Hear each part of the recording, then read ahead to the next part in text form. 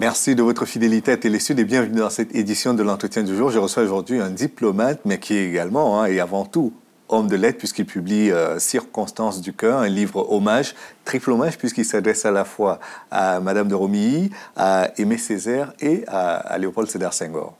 Oui, triple hommage, mais il se trouve que je les unis dans ce livre, mais l'histoire les avait unis d'une autre manière, bien avant moi.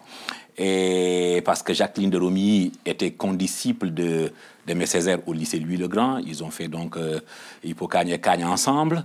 Et Léopold Sédar Senghor était aussi l'ami de l'autre. On n'a pas besoin de revenir là-dessus par rapport à leur compagnonnage négritude avec Aimé Césaire.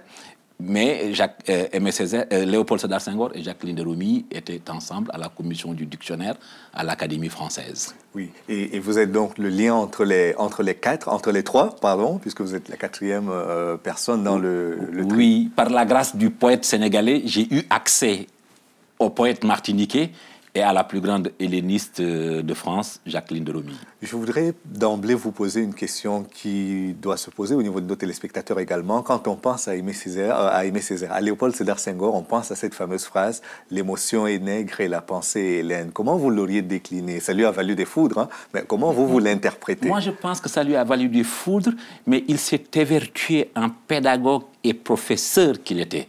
Un homme serein, un intellectuel doté d'outillage intellectuel et d'une puissante mécanique intellectuelle, il s'est accroché pour, dans une démarche pédagogique, essayer de faire comprendre ce qu'il a voulu dire. Et qu'est-ce qu'il fallait donc comprendre? Mais je pense que ce qu'il dit, c'est l'émotion est nègre comme la raison est hellène.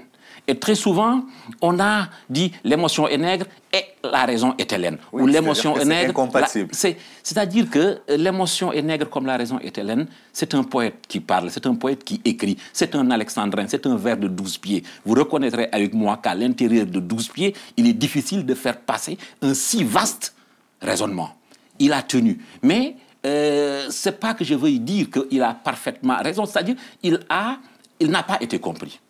Et Léopold Sédar Senghor, très souvent, a été attaqué par des gens qui, sur le plan politique, n'étaient pas dans le même axe que lui et l'ont attaqué sur le plan intellectuel. Mais moi, je garde en souvenir Césaire, qui n'était pas un homme du tout de compromission, etc., qui me dit très souvent, à tort, les gens ont attaqué Senghor sur le plan intellectuel, sans pour autant prendre le temps de le lire. Il me dit Senghor est un brillant helléniste, un puissant latiniste. C'est donc un homme profond. Et il ne faut pas le prendre à la légère, il ne parle jamais à la légère. Voici ce que Césaire m'a dit. D'accord, ok. Mais c'est que nous, profanes, qui ne maîtrisons pas très bien l'art de la poésie, par moment... Moi avec vous. Non, mais c'est que vous avez fait un livre d'hommage, donc cela permet d'aller peut-être au fond de ces choses-là, mais est-ce que cela voulait dire que l'émotion est incompatible avec la raison ou en d'autres choses, en d'autres termes? Non, je ne pense pas. Ça, c'est les raccourcis qui sont arrivés à cela. En disant que ceci est exclusivement nègre, donc les nègres n'ont pas accès au logos. Non, c'est totalement faux, ce n'est pas ce qu'il a voulu dire. Lui-même en est un bel exemple. Absolument, et puis, même quand on regarde aussi tout ce rapport entre cette Grèce antique et l'Égypte, dont on dit qu'elle était en partie, en tout cas, bon, on parle de ce substrat nègre chez les trucs, mais que serait cette civilisation hellène, cette civilisation grecque, que serait-elle sans le puissant apport de cette terre africaine des pharaons? Absolument. Donc, au fond, on a été trop simpliste, réducteur, on est allé trop vite en besogne.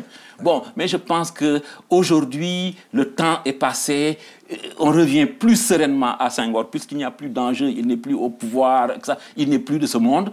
Les gens, aujourd'hui, reviennent de façon plus sereine et plus tranquille à l'œuvre de Senghor. Et l'œuvre de Senghor, quelque part, s'inscrit au patrimoine de la pensée universelle. Et je pense qu'il est bon de revenir, de la visiter, de la critiquer, afin de l'enrichir et tout. Et c'est ça le défi des grands-pères de la négritude. Eux, ils ont été en situation, quand on disait que la race noire, la culture noire n'était rien, ils sont venus, ils ont pris un mot qui était une injure pour faire claquer ça comme un étendard. Et ils se sont battus, ils ont pensé, conceptualisé, lu, écrit, défendu. Mais aujourd'hui, bon, je peux dire que nous sommes dans le confort simplement de la consommation. Il faudrait que nous nous battions encore davantage pour porter le flambeau beaucoup plus haut. Parce que, bon, je suis désolé, mais nous sommes dans une sorte de misère intellectuelle qui nous fait rester un peu les bras croisés quand les enjeux sont capitaux et essentiels à cette heure, à ce moment de notre aventure intellectuelle. C'est vrai que la question de l'identité, vous avez parlé de négritude, elle est au cœur de ce combat qui a également été porté par Léon Gontran-Damas. Mais aujourd'hui, si on devait reposer cette question de l'identité, et elle se pose d'ailleurs en France, elle se pose. Comment est-ce que vous l'apercevriez, vous? Moi, l'identité, vous avez dit, Léon Gontran-Damas, hommage à cet élément essentiel de ce trio. Mais souvent, c'est celui dont on parle le moins parce qu'il n'est pas à la lumière, n'est-ce pas, comme Senghor et Césaire. Cette année 2012, c'est son centenaire. Et d'ailleurs, Damas, centenaire de Damas, moi, je me fais penser toujours à Rousseau. Parce que Damas et Rousseau sont aux mêmes dates, 2 siècles après. Damas est né 2 siècles après le citoyen de Genève et il est mort 2 siècles après le citoyen de Genève. Donc, cette question d'identité, moi, je dis que l'identité, si elle n'est que substance, ce vers quoi on a tendance à nous pousser très souvent, si elle n'est que substance, elle est dangereuse et comme dit Amin Malouf, elle peut être meurtrière. Mais l'identité en tant que trajectoire, en tant que chemin, parce que c'est là qu'elle montre toute son utilité en tant que source tonifiante, parce que ce sont des additions. Moi, je dis que le Sénégalais parti, n'est-ce pas, dont les parents sont originaires des bords de ce grand fleuve qui a donné au Sénégal son nom, qui par le biais de l'école, a visité la pensée occidentale, a eu la chance de s'intéresser aux grands penseurs de ce 5e siècle, athénien, etc. Chaque étape, pour moi, est une addition. Et donc, aujourd'hui, moi, je vis en termes d'addition d'identité. Et j'habite une identité librement multiple qui est la somme de mon identité africaine, sénégalaise, poulard, plus tout ce que ce vaste monde m'offre et qui est compatible avec ce noyau de départ. Et Césaire ne dit-il pas d'ailleurs que la meilleure manière d'aller quelque part, c'est d'abord d'être arrimé solidement quelque part. Absolument. Et il dit qu'il y a deux manières. Rocher en Martinique, exactement, en c'est son rocher, moi laminaire. Et que dit-il d'autre aussi? Il y a deux manières de se perdre. Soit par repli sur soi, ça c'est l'identité fermée, c'est l'identité substance, c'est l'identité meurtrière, ou bien se perdre par dilution dans l'universel. Et justement, parlant d'universel, on en revient à Léopold Sédar Senghor. Hein, il prédisait déjà cette mondialisation en disant que c'était le carrefour du donner et du recevoir. Absolument. Léopold Sédar Senghor a beaucoup réfléchi sur les questions d'identité par son concept de l'enracinement et de l'ouverture. C'est les mêmes enjeux qui s'expriment différemment, mais toujours avec la même réalité et le même contenu. C'est comme par exemple cette négritude. Moi, que de fois n'ai-je entendu des gens essayer d'opposer Senghor à Césaire, injustement. Bon, la négritude de Senghor, lui, homme du continent, homme de l'enracinement, ne pouvait pas s'exprimer de la même manière que la négritude de Césaire, qui est un homme insulaire, fruit d'une violence indicible de l'histoire, un homme qui est à la quête de son moi le plus profond. Donc, il n'a pas cette sérénité senghorienne, il le disait lui-même. Et puis, bon, c'est un homme au tempérament qui reflète un peu la violence de son histoire. Césaire, c'est l'enfant de la cale.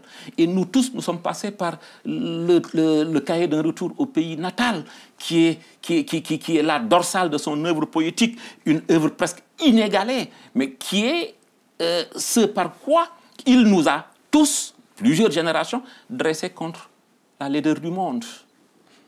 Ok. S'il y avait 2-3 passages que vous pourriez lire, comme ça, juste pour le plaisir, parce qu'au-delà d'écrire, on l'a bien compris et on l'a bien remarqué, vous êtes un bon diseur également, et j'aimerais que nos téléspectateurs puissent profiter de quelques passages de ce livre que vous avez publié aux éditions Cheminantes.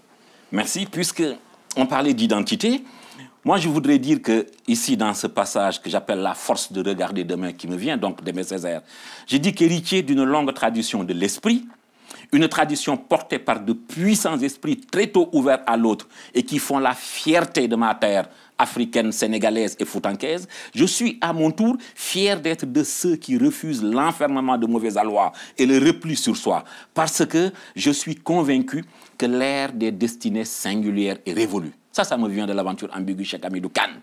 Je n'ai aucune gêne pour ma part à m'approprier ce que les Grecs du 5e siècle, qui ont beaucoup reçu des autres, ont transmis à la postérité. Par la clarté de leurs analyses, ils ont contribué à la définition d'un idéal à poursuivre et nous ont indiqué les valeurs à rechercher.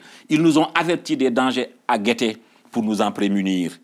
Pourquoi se détourner de Socrate, ce sage qui a renouvelé la réflexion en s'intéressant à l'homme, à ses devoirs et à tous les problèmes? Comment ne pas prêter attention à Démosthène, qui se demande pourquoi les jurés athéniens rentrent tranquillement chez eux sans se retourner pour vérifier si quelqu'un les suit? Pourquoi ils n'ont pas peur des représailles? Et de répondre que sur la route qui mène à leur demeure, dans leur foyer et partout, ils savent qu'ils ont un puissant protecteur qui veille sur eux et qui les protège, la loi. D'accord. Aujourd'hui, en Afrique, c'est pas qu'en France qu'on parle d'identité. En Afrique également, on le voit avec les différentes guerres ethniques qui opposent à l'intérieur d'un même pays les ressortissants de ce territoire-là. Qu'est-ce que vous diriez à un Africain par rapport à l'identité? J'ai bien entendu sur la Grèce et sur le latin que pour vous, ce ne sont pas des langues mortes, ce sont des langues qui ont enrichi le vocabulaire et puis la pensée également philosophique universelle. Qu'est-ce que vous diriez à un Africain pour qu'il se sente lui aussi universel? Qu'il s'enracine d'abord. Parce que cette Afrique tutélaire et millénaire est une terre d'histoire, une terre de sagesse, une terre de richesse, une terre qui a encore un message qui n'a pas été entendu au-delà de ses frontières. L'Afrique est le lieu de toutes les souffrances parce qu'elle a été une proie, elle a été décimée, elle a été violentée, elle a reçu mais des chocs qu'aucune autre partie du monde n'a reçu. Et pourtant, elle tient encore debout. C'est dire donc qu'il y a quelque chose qui est là, dans la culture, dans la tradition, dans la civilisation africaine, qui est une force inégalée. Et je dis que cet Africain, qui, héritier de cette culture, il peut fièrement regarder le monde et être ouvert, comme dit Césaire, être poreux à tous les souffles fécondants. Moi, la seule chose qui me semble être dangereuse, c'est le repli sur soi pour tomber dans cette sorte d'africanisme de mauvais aloi qui nous coupe de toutes les substances tonifiantes que nous pouvons recevoir d'ailleurs. Mais nous avons tellement offert le monde, au monde. L'Afrique a ensemencé le monde. L'Afrique a ensemencé positivement le monde. D'accord. Merci beaucoup, Hamidou Sall. Nous arrivons malheureusement à la fin de cette émission, mais j'invite encore nos téléspectateurs à lire Circonstances du cœur. J'allais revenir sur l'étymologie de cœur, parce que vous en avez beaucoup parlé dans le livre également, avec les allusions au sens que cela peut avoir en Afrique, dans la langue grecque ou dans la langue latine. Et malheureusement, nous n'en parlerons pas, mais nos téléspectateurs pourront toujours aller acheter le livre et en savoir un peu plus grâce à cette lecture. Merci d'être venu. Merci. Et merci à vous d'avoir suivi cette émission jusqu'à son terme. Rendez-vous demain pour une autre édition de l'Entretien du jour. À bientôt.